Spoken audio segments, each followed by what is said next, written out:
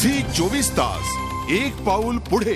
संसदेवरच्या हल्ल्याचा सूत्रधार असलेल्या कुख्यात दहशतवादी अफजल गुरुला सकाळी 7:30च्या सुमाराला तिहार जेलमध्ये फासावर लटकवण्यात आलं। एक नजर टाकूयात सकाळच्या संपूर्ण घटनाक्रमावर।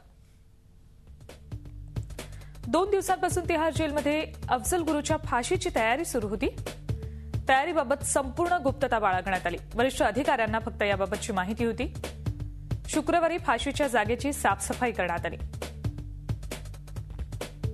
सकाळी 5 वाजता अफजल गुरुला झोपेतून उठवलं गेलं। फाशीच्या जागेसमोरच्या 5 कोठड्या याआधीच रिकाम्या करण्यात आल्या होत्या। सकाळी 6 वाजता अफजलचं मेडिकल चेकअप झालं। 6:30च्या सुमाराला अफजलला फाशीच्या जागी नेण्यात आलं। सकाळी 7:30च्या सुमाराला अफजल गुरुला अखेर फाशी देण्यात आली। फाशीच्या वेळी डॉक्टर आणि मौलवी त्या ठिकाणी उपस्थित होते। संपूर्ण प्रक्रियेचं चित्रीकरण करण्यात आलंय।